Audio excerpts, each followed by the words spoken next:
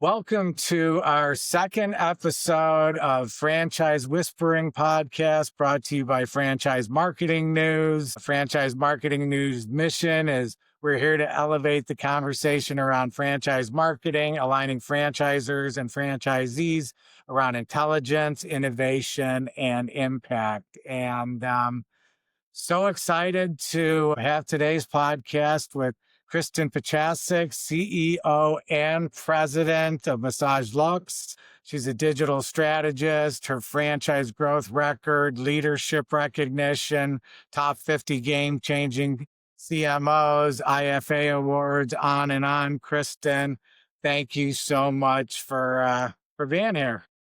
You know what? It's an honor. I'm a new member to your board, and just getting to talk about all things marketing and how that applies to franchising has been really fun, and educating as much as we can so that the franchise industry stays on top of the latest trends is a big passion of mine. So being on this podcast, the second podcast ever, is a big honor. I'm excited.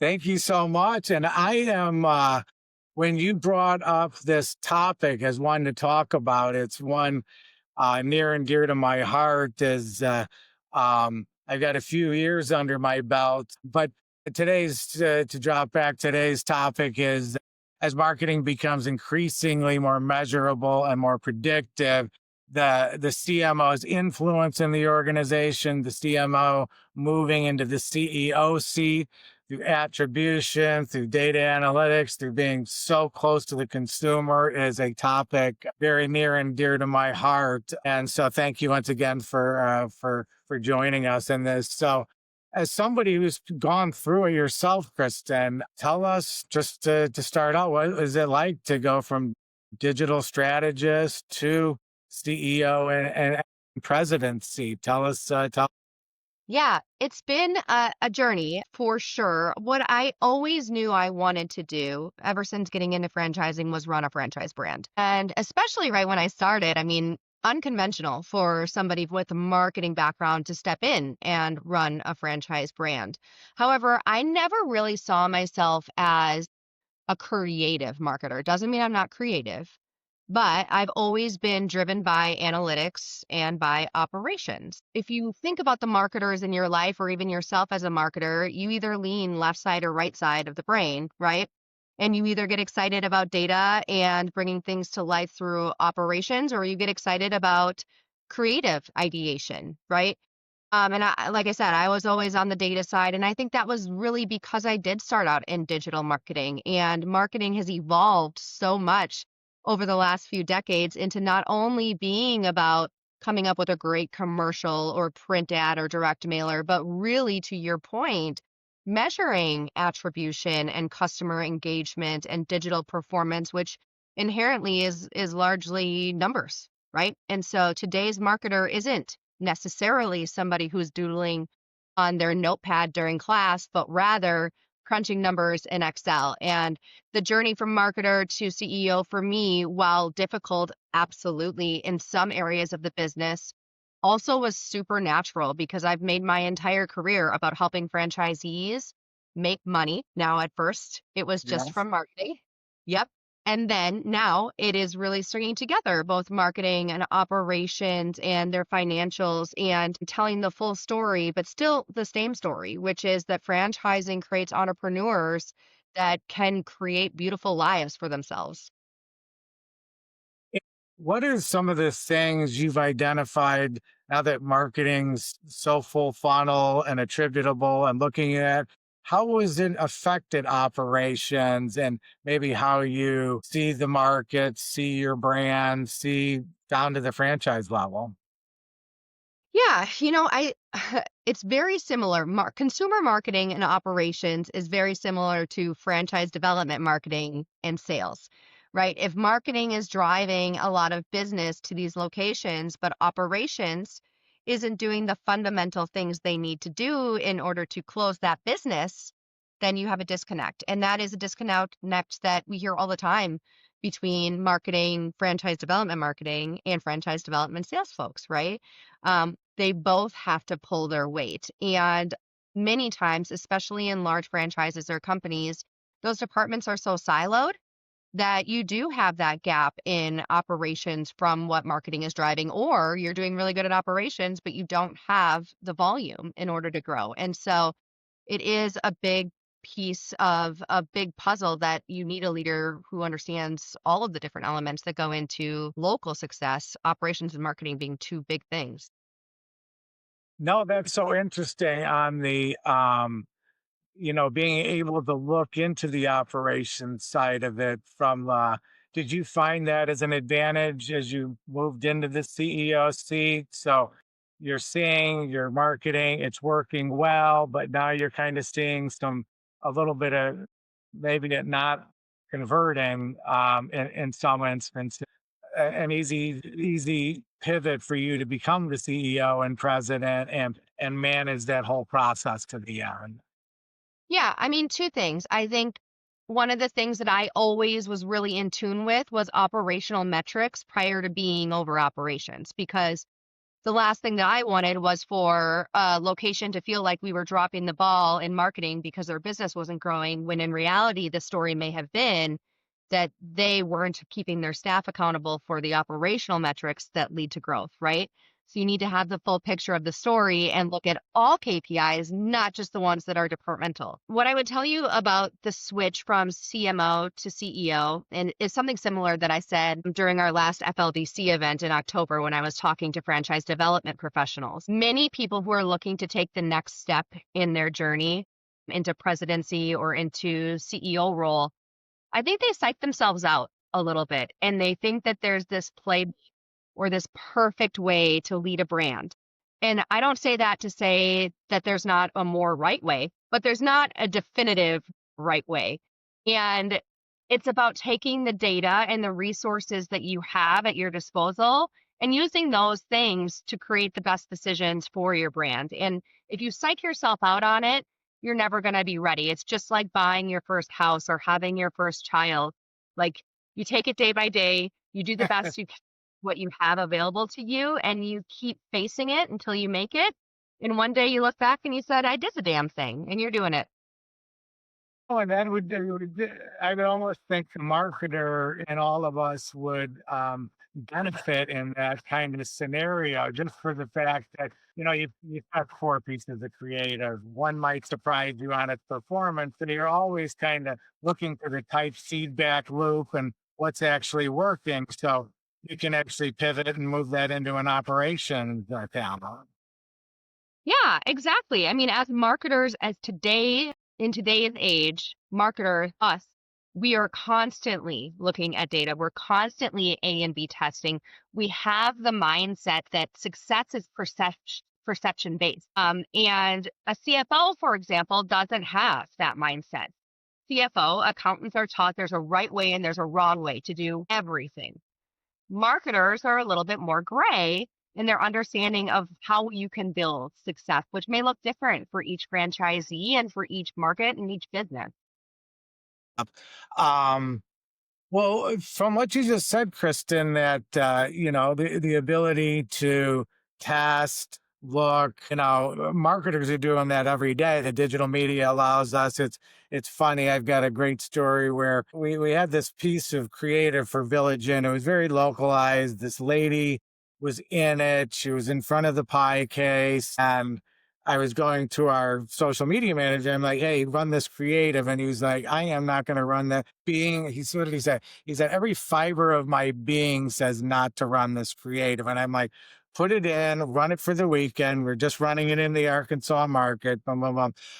Well, this lady's just known all through Arkansas. So it was like that year, it was the best performing creative for pie sales and knocked it out of the park. And it was grainy and it was some other stuff that I get what his point was, but we tested it, we ran it, we were surprised. And as marketers, we do this every day, testing AB, testing funnels, that type of thing. So that would almost what you just said about with how dynamic being a CEO is these days, that it's a perfect breeding ground for CEOs in the CMO or marketing director chair. The other thing I would add is that, and this is generally speaking, people in marketing and sales have an easier time building connection and relationships with people. And franchising is all about relationships. And so, if you were to ask me what's the number one skill set that a CEO needs to have in franchising, it's building relationships. Those franchisees need to trust you, and you need to be able to show them that you are there for them, that you have empathy, that you care about their well being. And you can't do that without business knowledge, but you can't run a franchise without relationship building either. And so, generally, marketers or sales folks have a one up in that. That is so important, right? I mean, selling through the next campaign, selling through the new ideas, selling through the new brand vision, those type of things, they're not going to land if you're not in sales or marketing. And bringing that over is such a huge skill set. Yeah. What how has now that you're in the CEO seat, how has your perception of marketing changed now that you're in the CEO seat and in charge of the everything? Yeah. I would tell you it hasn't changed much. And here's why. I have always felt, obviously, as a marketer, that marketing is a core fundamental to business success, right? As a marketer, I really prioritized understanding how my role fit in with business success, even though I wasn't the one overseeing the business. And so I was very financially driven. I was very metric focused, but again, not just in marketing, but in all aspects of the business. So that when I was responsible for the whole business someday, which again was my goal from the onset, that I would understand how marketing leveled up into that. And so my advice for marketers right now is you always do the job that you want before you get the job that you want. And so get in with the CFO and understand how your marketing budget fits in with the rest of the organization budget. Get in with your COO and understand how they view marketing and what they can do in order to make your marketing stronger. And so really understand your whole ecosystem around you. And then when you do make that shift, if you do, your view of marketing shouldn't change and the role that you play in the org. I In will say not try to get into all the marketing now that I'm not fully responsible for it. That's probably the biggest change. With your experience and expertise, that's got to be tough every once in a while. I have a great team. There you go. Yeah. That does not surprise me. And so, as CMO moved to the CEO seat, but in that, how do you see marketing's overall capacity to, we've got attribution that looks great, but are you seeing anything in the ability to be predictive at all in marketing or those type of things? Tell us how you kind of view that and how you look at developing hypothesis or integrating it all together. Yeah, I mean, marketing is all about what's happening now and what's happening in the future. And marketers are the folks that understand the brand the best because they're the ones who have to sell it, right? And so marketing is no longer just putting up an ad, but rather consumer insights and intelligence and products and services that you're offering and where the industry is going and how you're going to lean in and differentiate. And what once was just put an ad out or slap up a billboard and call it good is now really the informing center of the business direction. And so when we think about hypothesis as our predictiveness in our business, the first place we're going to look is what is that consumer demand? Who understands that consumer demand? Marketing does. Where does that data live? In marketing. And so your marketing team should be the driver of your business innovation because they're the one who understands the customer the most. And so it really has shifted. And that's exciting for marketers because they're going to get more of a seat at the table at a bigger company to inform and direct company initiatives. No, that I think that's the critical key to what data has done for the marketing community, right? I mean, it's You're closest to the data. You can see when things are changing, what people are reacting to. You're on top of the reviews. You're seeing what's landing, what's not landing, what maybe operationally is missing. We do some presentations to the universities here in Tampa and stuff. And my big thing to them is, and it's obviously marketing students, I'm like, it is the best time to be in marketing right now because of data.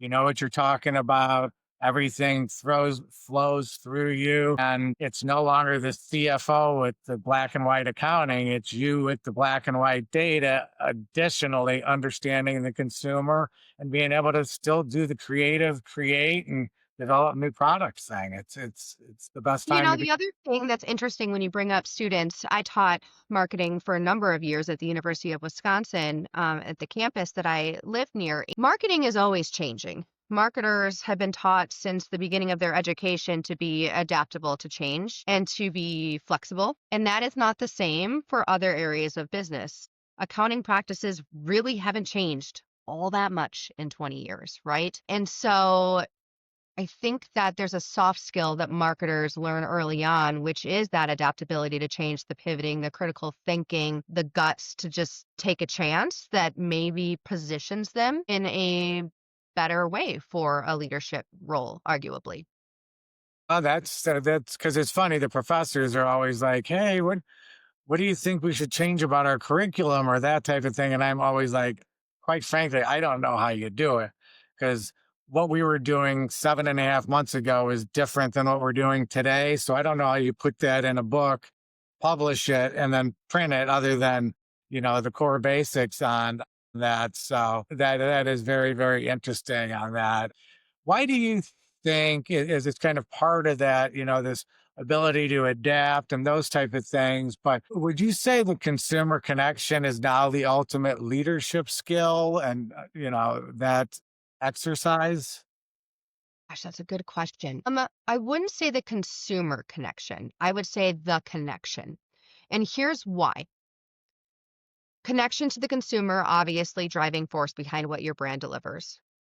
Connection to your people whom you're leading. They need to buy into what you are doing or they will not fulfill what your strategy or your goal is. In franchising, connection to your franchisees. You need to understand what they are looking for, they need to feel supported, etc.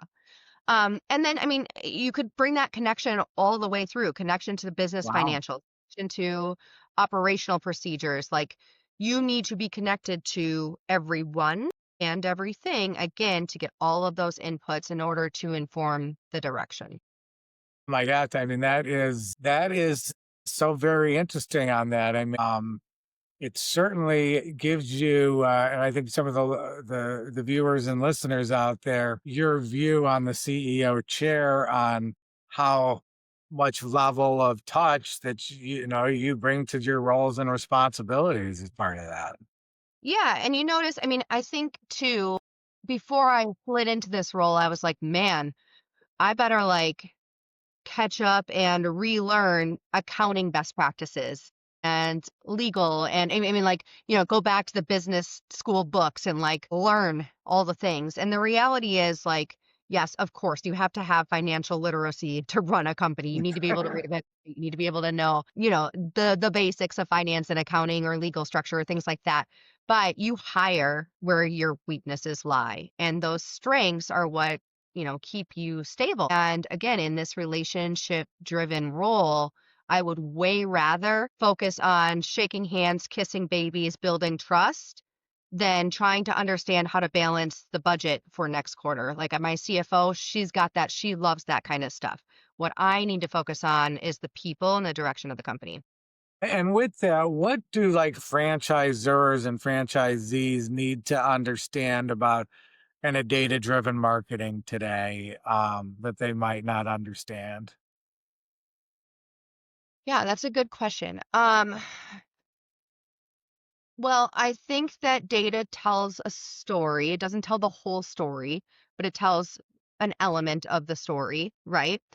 And so it's kind of like I would say almost, yes, we're data driven, but it's not just all about the data and franchising. For example, I've got a franchisee right now who's struggling. right? The data is telling us she's struggling, she needs help. We've got to put all hands on deck. What the data doesn't tell us is the why. Why is she struggling? Well, she's got a major life event and it's big. And that's taking up a lot of her focus right now. And you know what? That's a choice she's making, but it's one she would make over and over again, right? She's got a life event that she needs to dedicate her focus to. And as franchisees and franchisors, we need to remember that the data is one element. And we have to ask ourselves why the data is saying that. On the flip side, I could look at my social media stats right now and be like, you know what? Massage Luxe, not very good at social media. You look at our social media pages, I'm like, yeah, we're not very good. Data says we're not good. What it doesn't say is actually that is a prioritization of our 2026 plan. We just hired a social media person. The reason we didn't do a lot with social media this year is we spent that budget building out a mobile app. So I knew that those numbers weren't going to be good because I wasn't prioritizing them and my focus wasn't there because there was something else in the business that I felt would move the needle more. And so data, yes, but also what's the full story? No, that is awesome. And one of the things that I try to let people know today, because sometimes in the franchise organizations, they might have a perception, not everybody's as marketing experienced as you. And sometimes some of the CEOs might have a perception that it's those minimalistic days where you can have a strategist, a graphic designer, and maybe a web person, and you've got it covered. And it's like, it is so vast today. You've got email, you've got SMS, you've got loyalty, you've got reviews, you've got everything you've just talked about, app building, the tag, integrations of the tag. How do you prioritize all of those type of things? That was kind of an interesting example here where you were understanding of this is going to be okay because this is going to be right and that type of Yeah. thing. So how do you prioritize? Yeah. I mean, ultimately the number one prioritization tool needs to be the return to the business, right?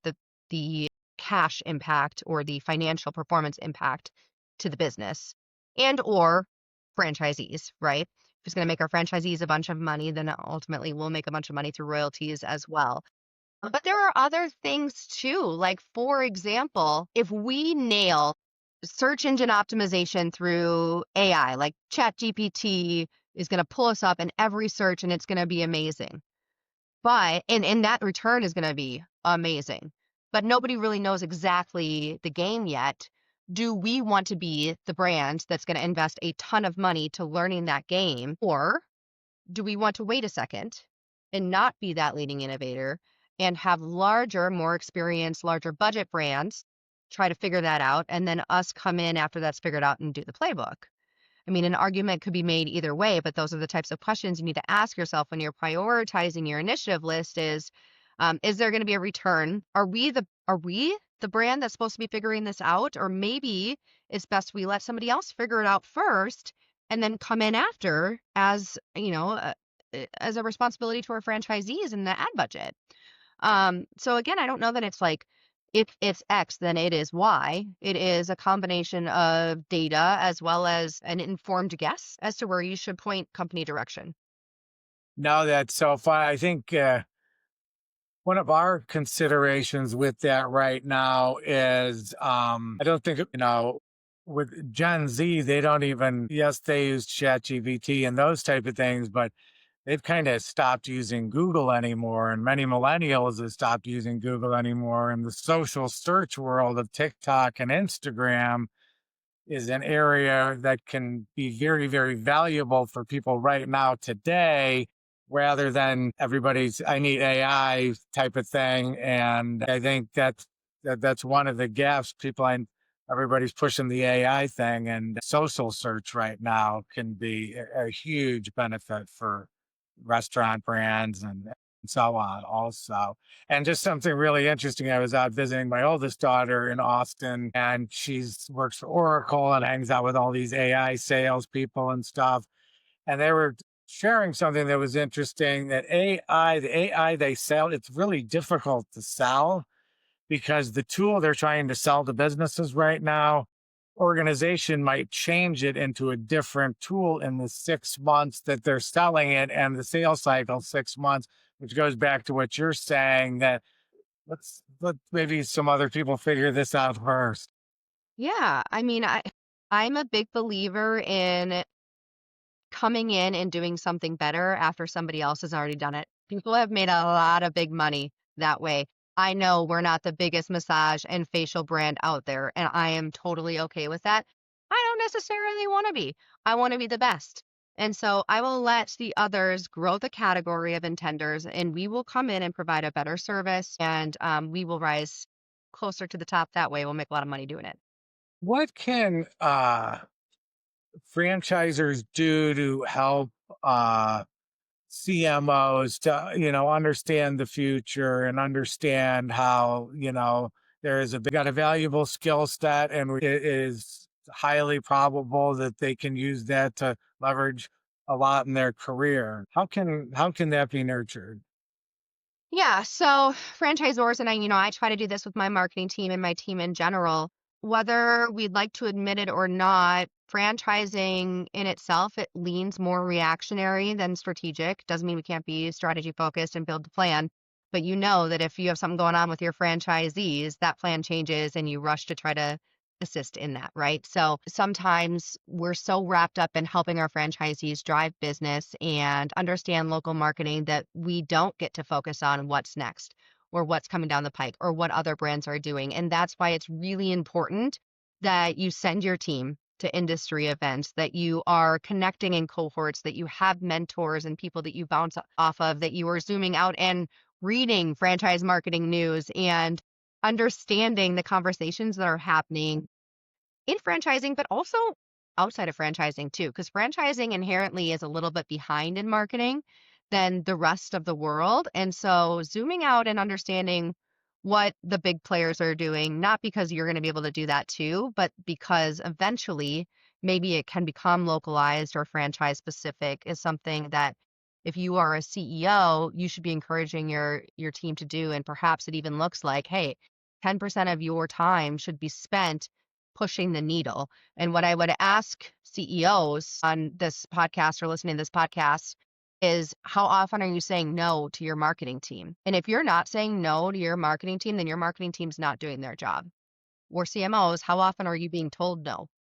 Because that is the one department that should be told no all the time. They should be throwing crazy, wild, expensive, outlandish ideas at you and you're going to say no 9 out of the 10 of the times. But that one time means that they have done something different than what they did exactly last year. And that's growth. No, that's awesome. And then what do you think is you touched on that franchise marketing is perceived or is somewhat behind in marketing. Why do you think that? And is there anything that franchise marketing can do to catch up? Yeah. So, I mean, the reason is that we can't just execute a marketing campaign as the franchisor. Like the franchisees need to execute it as well. And when you are steering a ship of 100 franchisees or 5,000 franchisees or even six, it is hard to get that local marketing adoption, that national marketing adoption from franchisees. Like, we're just a slower ship to steer. And I don't know that that's necessarily a bad thing. Our franchisees are really focused on local demand generation.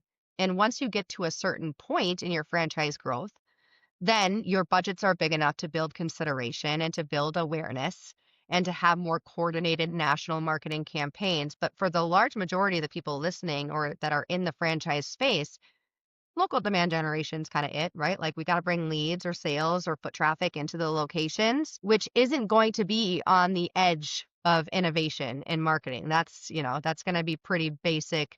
Let's place a Facebook ad or a Google search ad, or maybe even like a programmatic display buy. But, we're not doing some massive Super Bowl commercial hashtag influencer campaign. And that's okay. Now that's a great point about what do you in the past, let's say, that integration of the marketing campaign, a lot of the implementation and execution is at the franchisee level. What is the best way to make sure that the franchisees are on it, they get it, they're part of it? How does a CMO, CEO help and assist with making sure everything's is executed all the way through the funnel? Yeah, well, I think that the franchisor has data that if franchisees got full access to, they wouldn't have to sell as hard.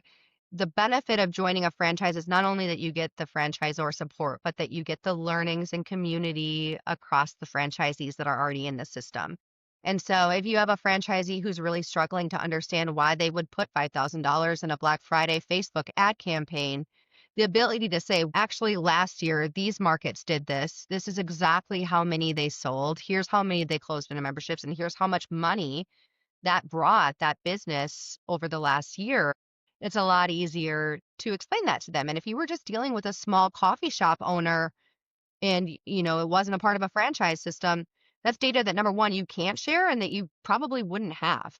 But because you're a part of a franchise system, you're able to take what other franchise owners have been doing and kind of shortcut your way to success with the franchisor's help, as long as the franchisor is willing to share that data with you.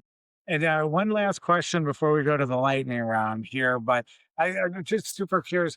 What is, I'm just putting you on the spot a little bit. What is the best idea you've heard you receive from the franchisee level that you implemented or considered or that type of thing throughout your career? Oh my gosh, this is a hard question. The best idea, oh my, well, I say it's a hard question because a lot of the ideas that I've implemented actually come from the franchisees or from the franchise advisory council, or the franchise marketing council. I am going to say, oh God, this is so hard.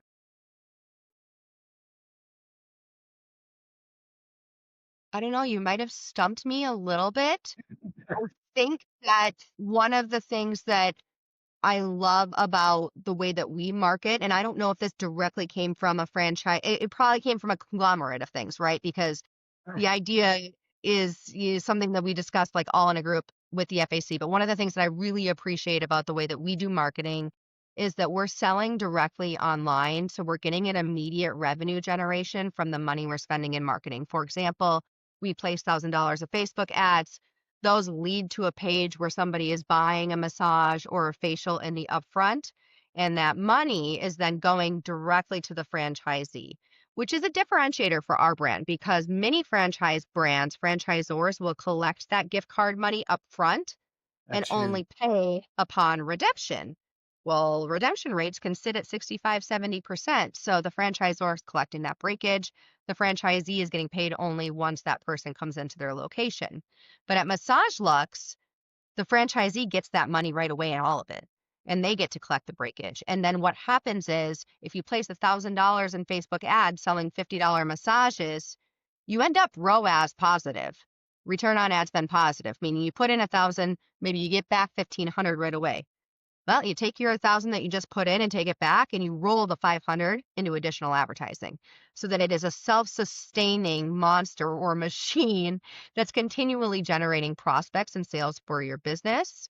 And then in our business, it's a membership base. So we know that if somebody comes in, we're going to close a certain percentage of them onto memberships, which creates an expected LTV. So to your point, not only at the attribution, but the ROI measurement is really solid. And I appreciate that. And I think, again, it's a combination of franchisee ideas as well as internal marketing expertise. Yeah, no, and that's a great integration team you have to do with that because that tying that back so that everybody is happy, and that's a huge, huge value for the franchisee. That's and sometimes there's 40, 50% spoilage on gift Yeah, card, what have you. totally. That is just huge. So, are you ready for the lightning round? I think so. One misconception about marketing leadership. That we're big ideas, no execution. A skill every CMO should develop to prepare for executive roles. Financial literacy. What's one piece of advice? I love that financial literacy. What's one piece of advice you give to franchisors underestimating their marketing leaders? Dig into the data before you make a judgment. I love that. Kristen, you show that modern marketing isn't about lead gen, it's about high touch, high connection, not only with the consumer, but with everybody in the organization so that you can implement and execute. So I know you're busy with everything you got to do. And so thank you again so much for sitting in on this, and it is much appreciated. This was awesome. This was so fun. You mean we can't do this all day? Because I totally could. We'll have to I bring in appreciate the detail. opportunity. That sounds great. Thanks, Kristen. Thanks. All right.